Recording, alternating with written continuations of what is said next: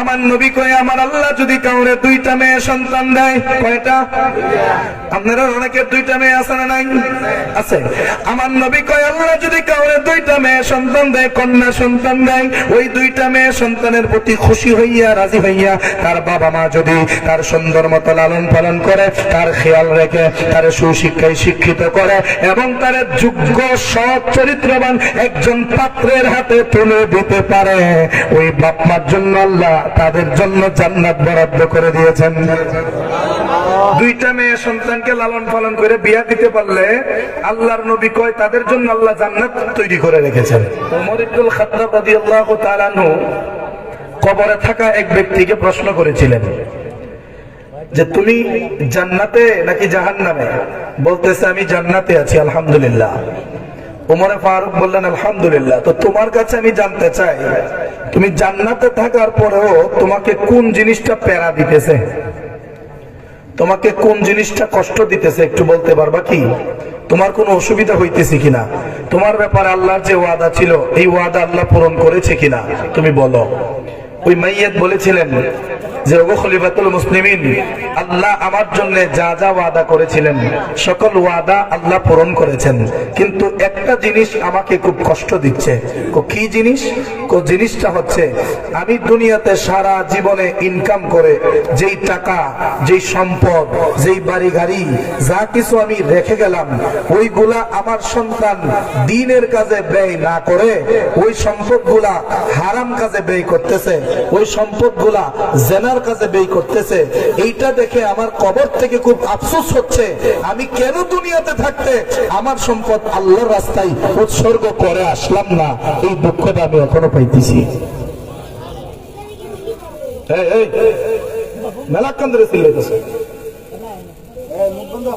আবার কথা কর, চুপচাপ বসো। এই তো নীরব থাকলে কথা বললে মজা লাগে। কবরের লোকটা কি বলছিলেন যে শুধু এই জিনিসটা আমাকে কষ্ট দিচ্ছে, আমার ঘাম জড়ানো ইনকামের পয়সার সেই সম্পদ আমার সন্তান বেহুদা খরচ করতেছে। আমি যদি আগে জানতাম এরকম হবে আমি দুনিয়াতে থাকতে সকল সম্পদ আল্লাহর রাস্তায় উৎসর্গ করে আসতাম। এই জন্য শুনলে আশ্চর্য হবেন, আমার নবীর ইন্তেকালের পর আমার নূরপুর টেন্ডার পাড়ার বাবারা ও আমার আশিকের রাসূল ভাই বাবারা একটু মনোযোগ দেওয়ার চেষ্টা করেন রে বাবা।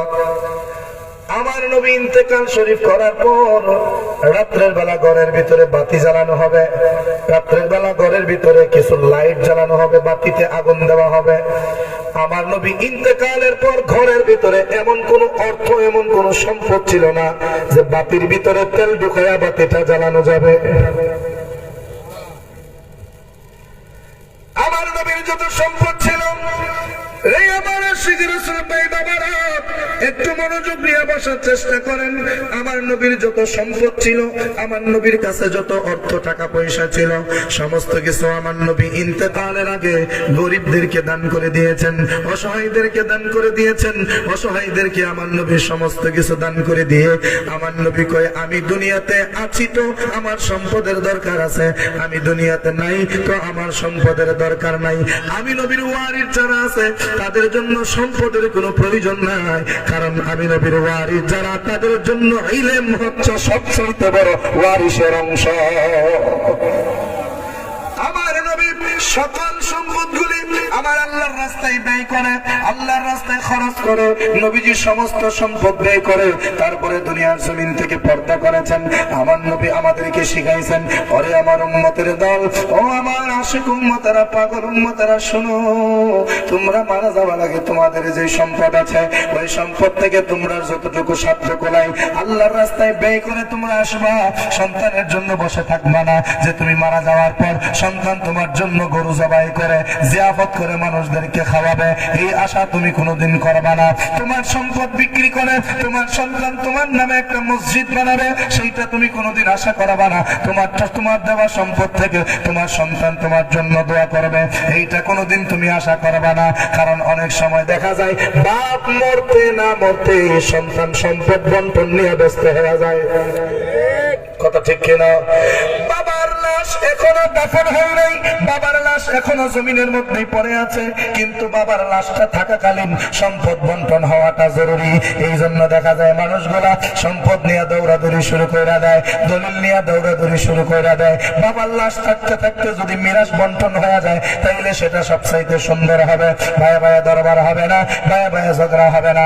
আমার কথা হলো, আপনার সন্তান তো আপনার ওয়ারিশ, আপনি মরার আগে কেন আপনার সন্তানদেরকে সবগুলা লিখে দিয়ে যেতে পারলেন না? কারণ আপনি মারা গেলে এমনিতেই তো তারা সম্পদ গুলা পেয়ে যাবে, এমনিতেই তো তারা সম্পদ গুলা পেয়ে যাবে। তো আপনি এমনিতেই না দিয়া আপনি যদি নিজের হাতে প্রত্যেকটা সন্তানকে সম্পদ গুলা বন্টন করে দেওয়া যান, তাইলে সম্পদ নিয়ে সন্তানদের মধ্যে কোনো ঝগড়া হবে না, কোনো ফাসাদ হবে না, ভাইয়া ভাইয়া মিল থাকবে, ভাইয়া ভাইয়া একটা সুসম্পর্ক বজায় থাকবে, কোনো ঝগড়া ফাসাদ হবে না। আমরা দেখা যায় সন্তানকে আমরা দুনিয়াতে থাকতে সম্পদ দেই না। কেন দেই না? যদি সব সম্পদ হাতছাড়া করি তাইলে আমরা সন্তান লাত্তি দিয়া ঘর থেকে আমরা বের করে দিব, এই ডরে। কথা ঠিক কিনা?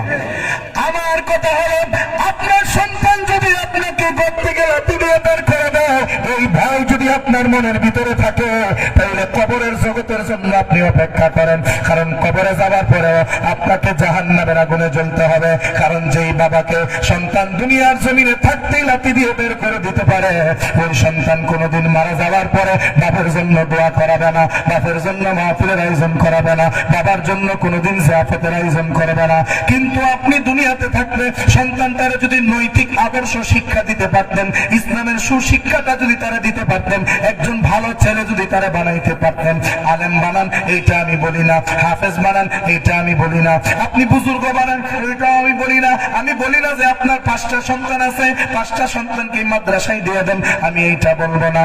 আপনার 5টা সন্তান থেকে একটা সন্তানকে অন্তত মাদ্রাসায় দিয়ে দেন। যদি একটা সন্তানও দিতে না পারেন, এই 5টা সন্তানকে একজনকে ব্যবসায়িক বানান, একজনকে ইঞ্জিনিয়ার বানান, একজনকে চাকরিজীবী বানান, একজনকে ডক্টর বানান, আর একজনকে আপনি অন্য কোয়ালিটির একজন মানুষ বানান। এতে আমার কোনো আপত্তি নেই, আমার বিন্দু মাত্র কোনো আপত্তি নেই। কিন্তু কথা হলো, আপনার সন্তান হোক চাকরিজীবী, হোক ব্যবসায়ী, হোক ইঞ্জিনিয়ার, হোক ডাক্তার, কিন্তু আপনার সন্তানের মধ্যে যদি ইসলামের নৈতিক আদর্শগুলা না থাকে, তাহলে ইঞ্জিনিয়ার হইলেও কোনো দাম নাই, ডাক্তার হইলেও কোনো দাম নাই, আপনার ব্যবসায়িক হইলেও কোনো দাম নাই, কোটি টাকার মালিক হইলেও কোনো দাম নাই। আমার কথা হলো, সন্তান আলেম হোক বা না হোক, মরার পরে বাপ মার জন্য কাঁদবো, এইরকম সন্তান বানায়া যাওয়ার দরকার। কথা ঠিক কিনা? আমরা তো চিন্তা করি, আমার ফুতে আমারে বাদ দিত না, আমার ফুতে আমারে খাওন দিত না, যেই ডরটা বাপ মায়ের ডরায় এইটাই কিন্তু ঘটে। কথা ঠিক কিনা? এটাই ঘটে, দেখা যায় শেষ পর্যন্ত বাদ দেওই না। তাহলে বোঝা গেল আপনার ফুত সঠিক শিক্ষাটা পাইছে না। আর খোঁজ নিয়ে দেখেন নিজের চরিত্রটা, নিজেও নিজের বাপ মার খোঁজ নিছিলেন না। কথা ঠিক কিনা? কামাতা দিনত দান, যেমন কর্ম তেমন ফল। একটু মনোযোগ নিয়ে বসার চেষ্টা করেন রে বাবা। এই জন্য আপনাদেরকে বলবো, সন্তানদেরকে নৈতিক আদর্শটা শিক্ষা দেন।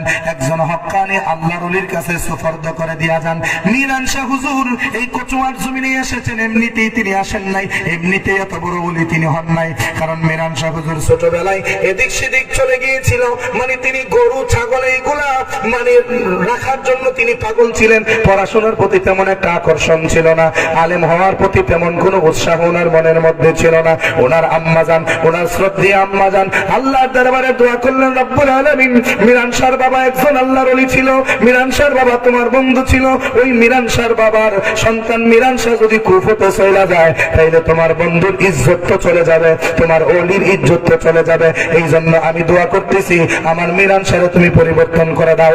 আর আমি আমার মিরান শাহরে আমার বড় পীর হুজুর গৌসে পাকের দরবারে সুফর্দ করে দিলাম।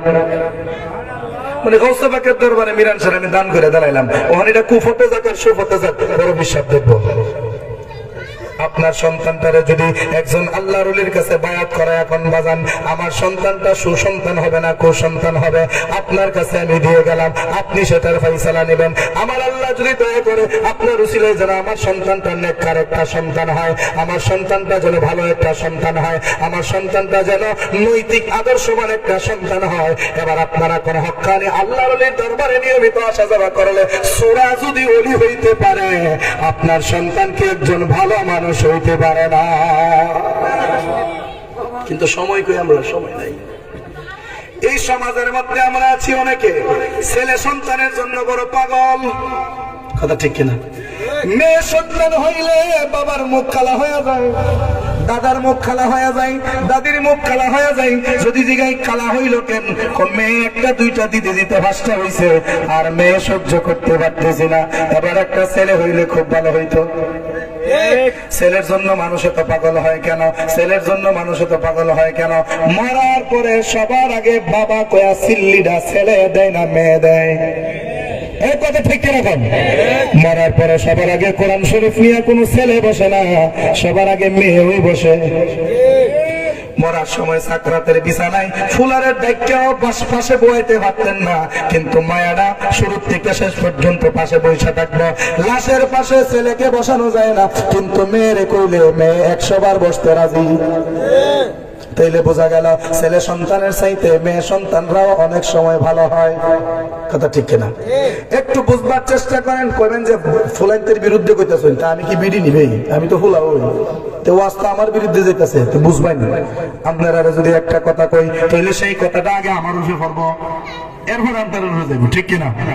আল্লাহ কোরআনে কয় কিছু কিছু ছেলে সন্তান উপেক্ষা কিছু কিছু মেয়ে সন্তান অনেক ভালো। সুবহানাল্লাহ। কিছু কিছু ছেলে সন্তান উপেক্ষা কিছু কিছু মেয়ে সন্তান ভালো।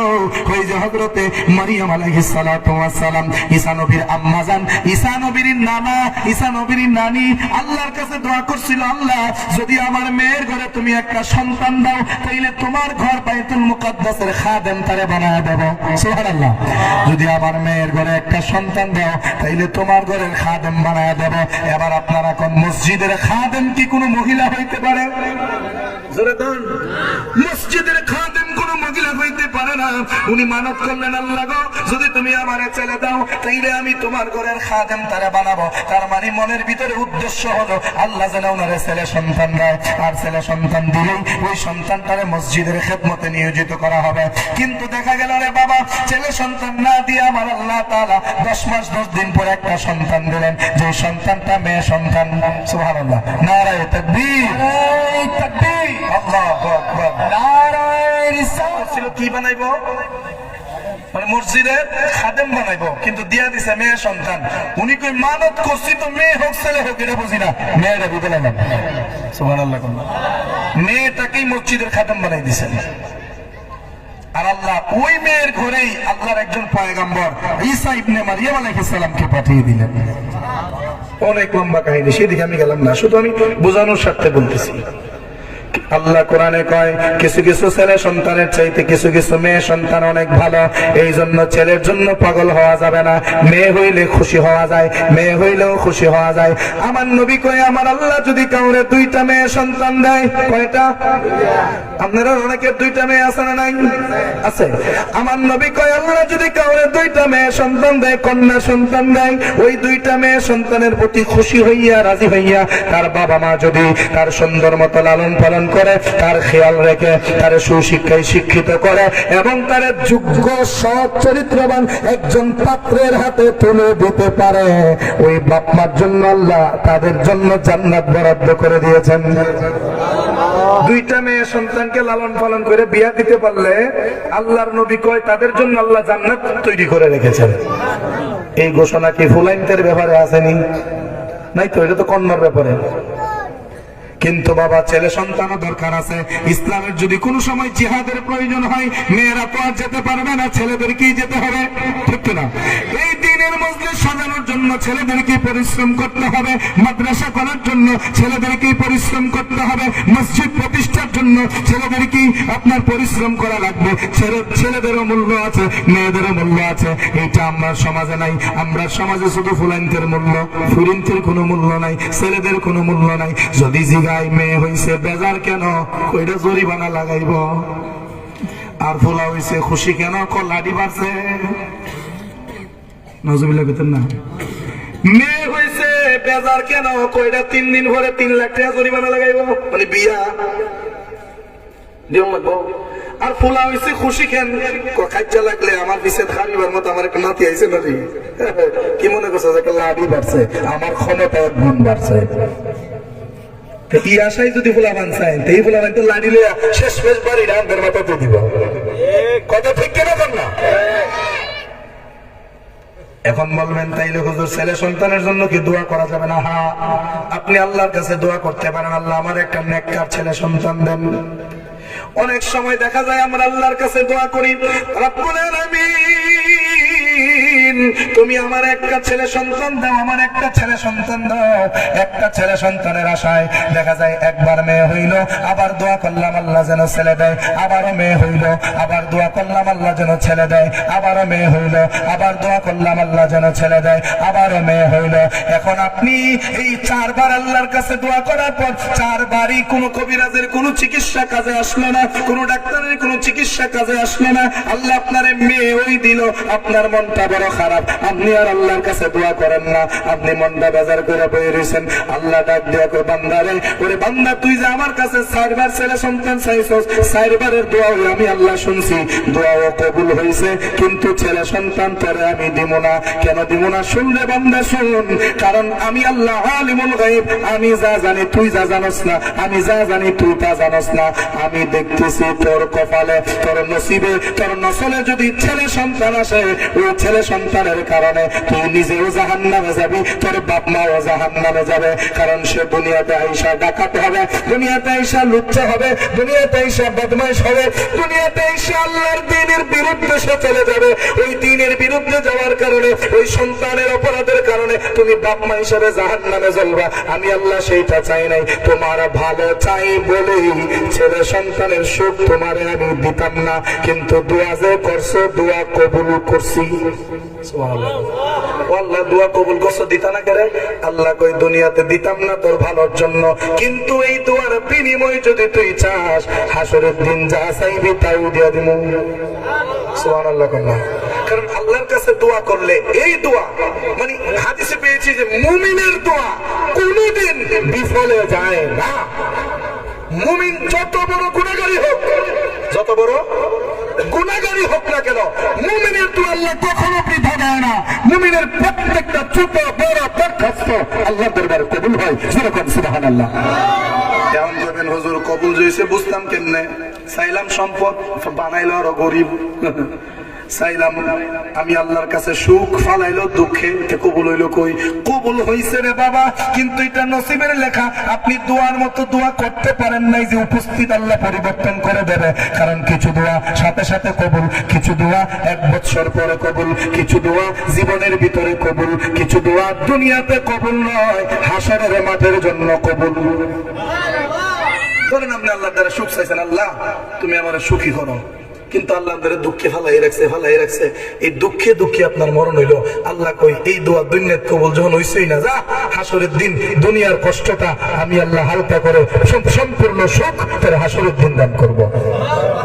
তাহলে দুনিয়ার খানিক সময়ের সুখের কোনো দরকার আছে? দরকার না। আমার কথা হলো দুনিয়াতে আল্লাহ আমার যেভাবে রাখুক আমি সেভাবেই খুশি, ঠিক কিনা?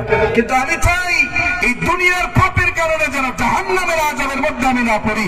আখিরাতের যে চিরস্থায়ী সুখ যদি কেউ পাইতে চায়, দুনিয়াতে তাকে কষ্ট করতেই হবে, অশান্তিতে থাকতেই হবে। কথা ঠিক কিনা? কষ্ট পাইতেছেন আপনারা? পত্রিকাতে আমি একটা ঘটনা দেখছিলাম, আপনাদেরকে একটু শোনাই। অনেক আগে, প্রায় 2 বছর হয়ে যাবে। এলাকার মধ্যে একজন লোক মারা গেল। মারা যাওয়ার পর লোকটার লাশ জানাজার মাঠে উপস্থিত। জানাজার মাঠে লাশ যাওয়ার পরে ইমাম সাহেব, এলাকার গণ্যমান্য ব্যক্তিরা দাঁড়ায় কিছুক্ষণ বক্তব্য দেয়নি।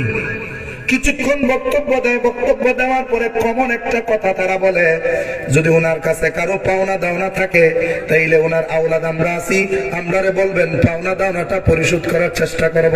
কয় কিনা?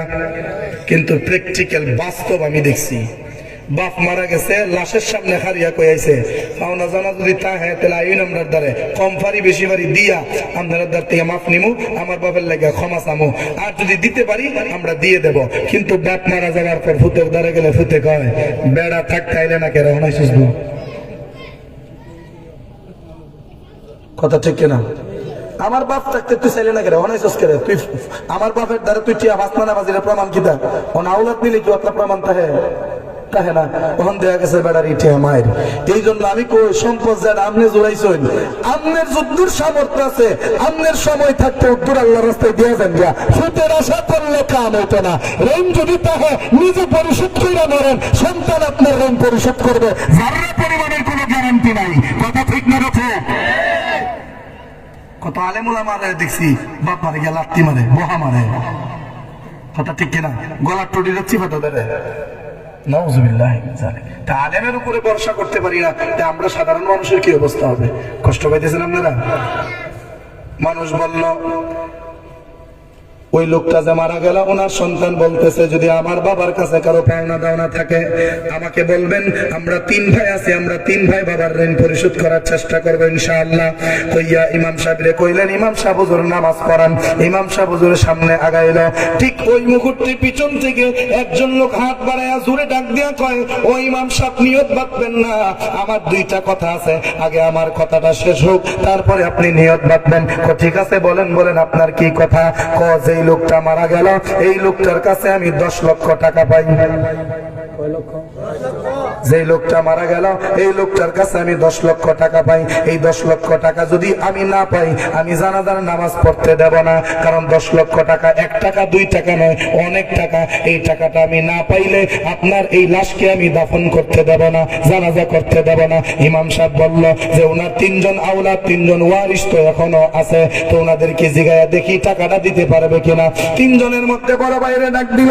ডাক দিয়া কই, তুমি তো বাবার বড় সন্তান, তোমার বাবার কাছে এই লোকটা 10 লক্ষ টাকা পাইতো, তুমি তোমার পক্ষ থেকে ঋণটা পরিশোধ করতে পারবা কিনা বলো। তখন বড় সন্তান ডাক দিয়া কয়, আব্বা অসুস্থ হওয়ার পর থেকে সংসারের ঘানি আমি টানছি, আব্বা অসুস্থ হওয়ার পর থেকে সংসারের পুরো দায়ভার আমার কাঁধে পড়ছে, কিন্তু বেড়া সম্পদ বন্টন করার সময় সবার সমান সমান দিছে। তা আমি যে বেশি কষ্ট করলাম, আমার কষ্টের দিকে যেই ভাবে চাইলো না, এই বাপের ঋণ আমি দিতাম কেন? নাউজুবিল্লাহ কন্যা। এখন উচিত কোনটা, ন্যায় কোনটা? কম সম্পত্তি কম বেশি বন্টন করা এটা ন্যায়, নাকি সমানভাবে বন্টন করা ন্যায়? সমানভাবে বন্টন করা নাই। কিন্তু আপনি যে অতিরিক্ত কষ্টটা করছেন, এটা আপনার দায়িত্ব ছিল পরিবারের প্রতি। কথা ঠিক কিনা? আপনি বড় হয়েছেন দেখে আপনার দায়িত্ব, এ ছোট দিকে এর উপরে দায়িত্বটা নাই। কিন্তু আপনি যখন অসুস্থ হবেন, আপনি যখন চলতে পারবেন না, আপনার ছোট ভাইয়ের উপরে দায়িত্ব হইল আপনার লালন পালন করা। কথা ঠিক কিনা? বড় পুত্রে কই দিতাম না, মাইজম পুত্রে ডাক দিল, তুমি আসো, তুমি শুনছি সরকারি চাকরি করো, তুমি যদি পারো তাইলে তোমার বাবার এই 10 লক্ষ টাকার ঋণ তারে দিবা, একটা বুঝ দাও, বা দিবা কিনা বলো, তোমার বাবার লাশের জানাজা করতে হবে, দেরি হয়ে যাইতেছে।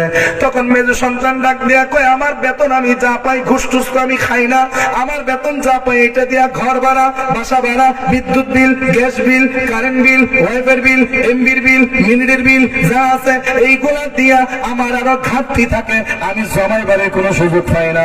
আমার যে অংশ দিছে, এই অংশ দিয়ে আমি কোন রকম ভাবে ঋণ পরিশোধ করতে পারবো না, অতএব আমার দ্বারা সম্ভব হবে না। আমার ছোটুরারে জিগাই দেন দিতে পারবে কিনা। ছোটুরারে জিগাইলো, বাবা তুমি দিতে পারবা কিনা বলো। ছোটুরা ডাক দেয়া কয়, আমি ছোট মানুষ, ইনকামই করি কত, আর 10 লাখ টাকা ঋণ হইবা দিমু কেমনে? 3 ফুট কি মারছে, একটু ফিস মারছে। ইমাম সাহেব মাথায় হাত দিয়ে বসলো। হায় হায় রে, এরা বুঝি তাদের আসল সুরত এখন দেখায় ফেললো এই জানাজার মাঠে। ওই লোকটার ইমাম সাহেব বলতেছে, বাবা তুমি আমাদের উপরে বিশ্বাস রাখো, তারা 3 জনে যদি দিতে না পারে, আমরা পাড়া প্রতিবেশী যারা আছে আমরা চেষ্টা করবো তোমার ঋণটা যেন পরিশোধ করতে পারি। তাইলে বাবা যদি পারো তাইলে কিছু টাকা তারা মাফ করে দাও। ওই লোকটাকে 1টা টাকাও ক্ষমা হবে না, নেওয়ার সময় 1টা টাকা কম সে নেয় নাই, আমিও 1টা টাকা কম মানব না, যতক্ষণ আমার টাকার হিসাব আমি বুঝে না পাবো। লাশ যেখানে আছে সেখানে থাকবে, এদিক সেদিক করা যাবে না। ঘরের ভেতর থেকে একজন মেয়ে মানুষ, কি মানুষ, একজন কন্যা সন্তান ডাক দিয়ে কইতেছে, হুজুর, ও হুজুর, আমার আব্বার জানাজা এত দেরি হইতেছে কেন? সুবহানাল্লাহ। অনেক আগেই তো আব্বার লাশ নিয়ে আপনারা গেছেন, কিন্তু এত দেরি হইতেছে কেন? ইমাম সাহেব বলতেছে, মারে যদি জানতে চাও তাইলে তোমার কাছে আমার আশা লাগবে, যদি বলো তাইলে আমি আসবো। ইমাম সাহেবের অনুমতি দিল। ইমাম সাহেব মেয়েটার কাছে গেলেন, যাইয়া বলল, মারে এমন এমন বিষয়, পাওনা দ্বারা 10 লাখ টাকা পাওনা চাইতেছে, না দিলে জানাজা করতে দেবে না, তোমার 3 ভাইয়ের মধ্যে কেউ রাজি হইল না, এবার তুমি বলো মা আমরা কি করতে পারি? কারণ ঋণ এমন একটা জিনিস, একজনের টার একজনে কোনোদিন পরিশোধ করে না, যার যারটা জের কে পরিশোধ করতে হয়। যে নিচে এরই দিবার নাম নাই, আরেক বেড়া দিব। কত বেড়ার আমি আওলাদ দিয়া আমার মাথা টাথা বই দিছি, উদ্দুর মানুষ শর্মায় চাইতে পারি না, ফোন দেখালে উদ্দুর করি। হ্যালো ভাই, মনে আছে নি ভাই? ভাই একটু সমাধান লাগবো, আজকে 3 বছর।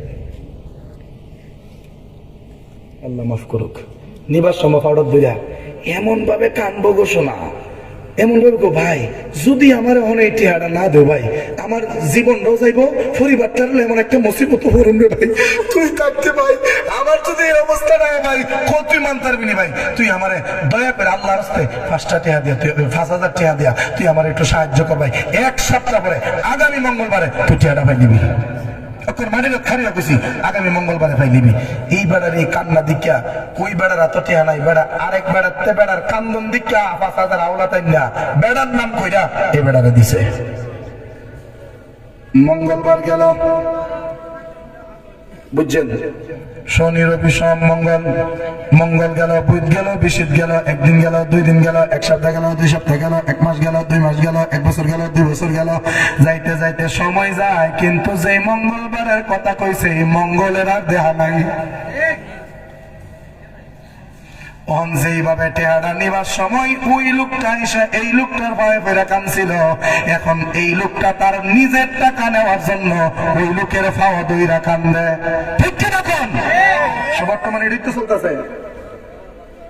শেষে আওলাদ মিলে যখন দিতই না নে সুদি লাভের নে, তুই দিলে দিস না দিলে নাই, টেহা তোর যত বছর পরে মঞ্চা দিস, মাসে মাসে লাভটা বাড়াই দিস, কথা ঠিক কিনা? তাহলে সুৎখোর সমাজের ভিতরে বাড়াইতেছে কেনা, আমরার মধ্যে কিছু আওলাদ নেই না মানুষ, কথা ঠিক কিনা? কম কষ্ট পাবেন, বাস্তব কথা তৈরি। আমাদের সমাজ হওয়ার কথা ছিল যাকাত যুক্ত সুদ মুক্ত, কিন্তু দেশটা হয়ে গেছে সুদ যুক্ত জাকাত মুক্ত, ঠিক কিনা?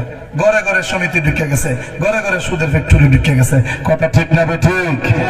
যদ্দূর পারেন বাচ্চা থাকার চেষ্টা করবেন, আল্লাহ যেন তৌফিক দেখো না, আমিন।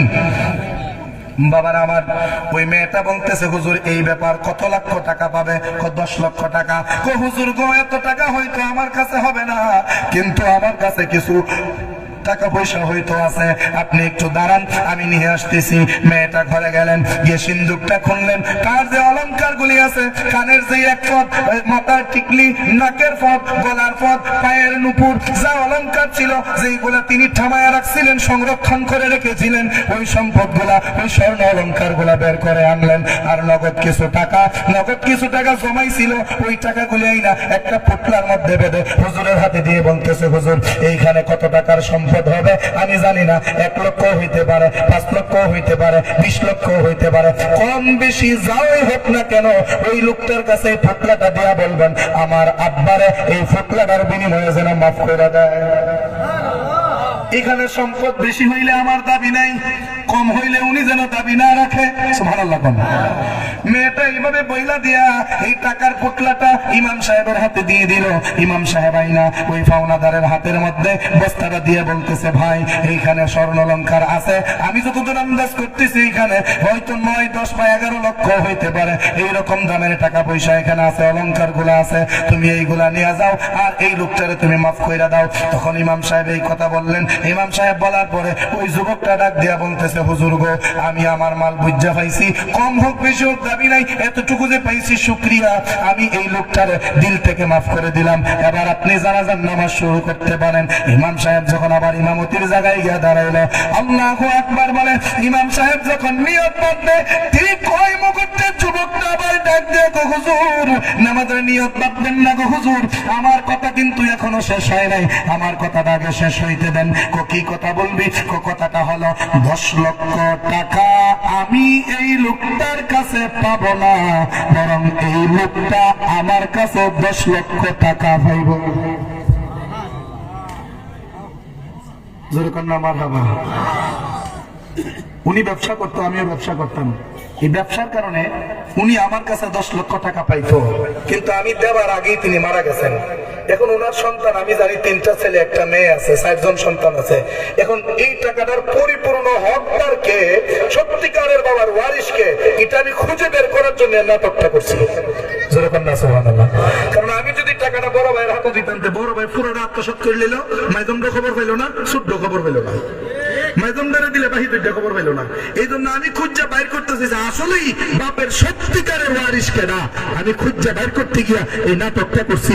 আপনার কাছে আমি ক্ষমা চাই, উপস্থিত জনতার সময় নষ্ট করার জন্য তাদের কাছে আমি ক্ষমা চাই। হুজুর, আমি আমার যোগ্য ওয়ারিশ পেয়ে গেছি। এই লোকের যোগ্য ওয়ারিশ তার মেয়ে। যেরকম না মারহাবা। তার যোগ্য ওয়ারিশ তার মেয়ে। একটা কাজ করেন, মেয়েটাকে ডাক দেন, মেয়েটারে আনলো, 10 লক্ষ টাকা মেয়েটার হাতে দিয়ে বলতেছে, মা তোমার অলংকারও তুমি নাও, তোমার বাবার পাওনা এই 10 লক্ষ টাকাও তুমি নাও, আর তুমি আমাকে মাফ করো, আমি তোমার সাথে এই নাটকটা করতে বাধ্য হয়েছি। যেরকম সুবহানাল্লাহ। বড়রায় চোখ বড় বড় কইরা কয়, বইনেরা তো দিছস, ইদারে কইলি টেরা লইলে মুখুদ্দুর করবি, কম বইন দেলা। ভাইয়ের কাছে যদি বইন তাহন লাগে, ভাইয়ের কথা না মানতে পারবো, বইনে আমার দিলে থাকতো নেগাদো। তাইলে যে গাদা হইলে তো আমি কুদ্দুর করে লইলাম। এই লোকের বুঝতে বাকি নাই যে বড়রা এইরকম কিছু করতে পারে, ভাইয়েরা এইরকম কিছু করতে পারে। এই জন্য স্টাম্প আনছে। কি আনছে? স্টাম্প আইনা কয়, এই তোরা 3 ভাই সই কর। কিতা সই করতাম? সই কর, এই যে 10 লক্ষ টাকা তোরা বাপের ওয়ারিশ, তোরা তোদের বাপের সম্পদ যেমনে পারো সেমনে বন্টন করে না, কিন্তু এই যে 10 লক্ষ টাকা আমার দ্বারে পাওনা ছিল, এইটার একমাত্র হকদার তোরার বোন। এই টাকার মধ্যে তোর কোনো হক নাই, মাইজমদার কোনো হক নাই, ছোটদার কোনো হক নাই।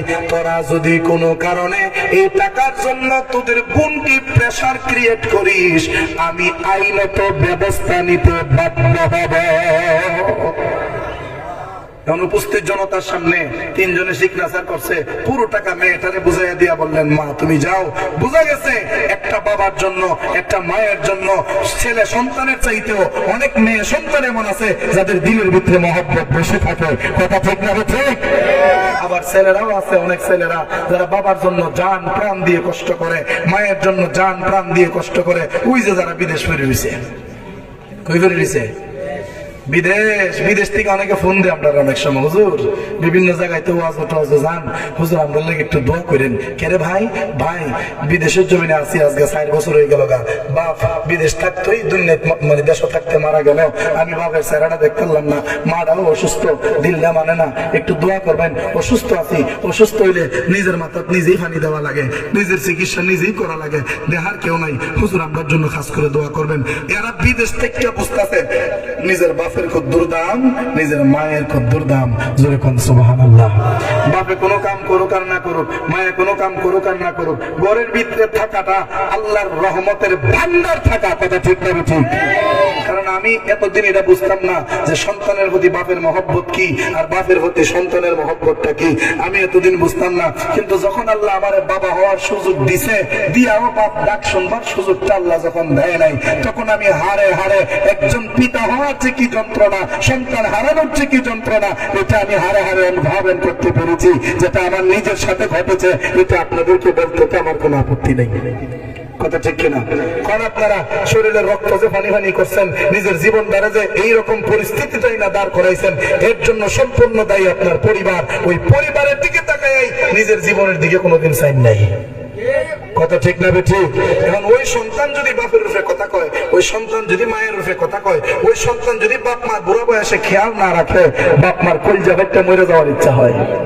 কথা ঠিক না ঠিক? এই জন্য আমার এই সংগঠনের যুবক ভাইদেরকে বলবো, ভাই রে, ওরে ভাই, বাপমার মতো দামি, বাপমার মতো ইজ্জতওয়ালা, বাপমার মতো ফজিলতওয়ালা মানুষ তোমার জন্য আল্লাহর সৃষ্টি জগতে আর কেউ নাই। কথা ঠিক না? এই বাপ মার মতো এত দামি মানুষ একজন সন্তানের জন্য এই জগতে আর কেউ নাই। এই জন্য আপনারা কোন বাবা মায়ের খেদমত করার দরকার আছে না নাই? যেরকম বাবা মায়ের খেদমত করার দরকার আছে না নাই? আল্লাহ যেন তৌফিক দেয় বলে আমিন। একটু দরুদ শরীফ পড়েন। আল্লাহুম্মা সাল্লি আলা সাইয়্যিদিনা মাদিনা বিয়ানা মাওলানা মুহাম্মাদ নাবিয়ানা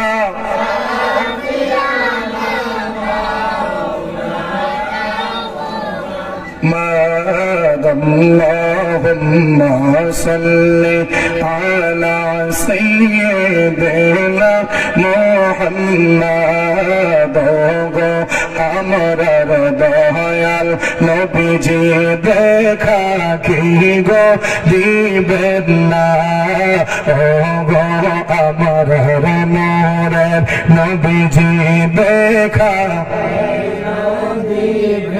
নাই গো আপনার দেখা পাইলে নবী গো বই কি আমরার শেষ বেলায় আল্লাহুম্মা সাল্লি আলা সাইয়্যিদিনা মুহাম্মাদ নাবিয়ানা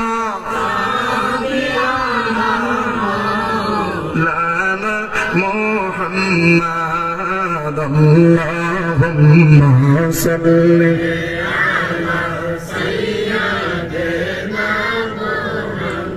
বাবার আমার বাপ মায়ের প্রতি নরম দিলে কথা বলা লাগবে, নরম সুরে কথা বলা লাগবে। সমস্ত মানুষের সাথে আমাদের নম্র সুরে ব্যবহার করা লাগবে।